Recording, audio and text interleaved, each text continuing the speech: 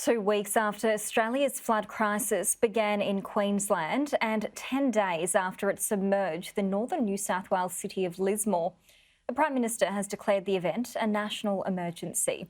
Scott Morrison visited the devastated region today, armed with cash and a promise for future flood mitigation, not just recovery. Out of isolation and on the ground to see and hear the devastation from Lismore's worst flood on record.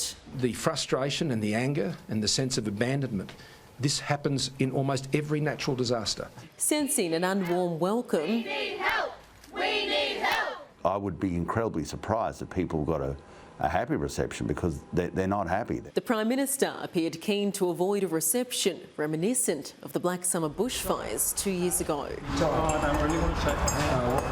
This time visiting flood-hit homes and residents without the media there to capture any controversial comments. You know things are bad when Scott Morrison doesn't have a TV camera with him. In disasters like this, not everybody wants a camera shoved in their face. The PM using the trip to declare a national emergency. Those powers allowing the Commonwealth to swiftly deploy resources, both personnel and financial, even if states don't request it. A recommendation from the Bushfire Royal Commission. That would be the first time a national emergency declaration has been put in place for a natural disaster. But given it's been almost 2 weeks since Queensland towns began evacuating, the wall of water smashing Brisbane and then swallowing Lismore last Monday, many were left asking what took so long. But why hasn't he done it?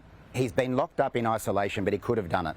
Well, I don't think it has taken long. Scott Morrison didn't turn up empty-handed, unveiling an extra $91 million in cash, almost half of which targeting mental health.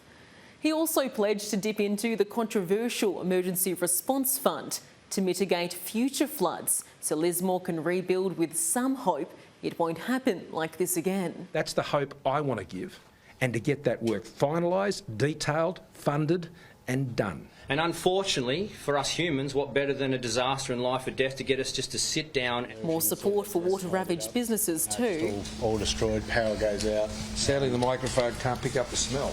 Tomorrow, Scott Morrison will head further north into Queensland, where he's expected to unveil additional relief. Andrea Crothers, Sky News.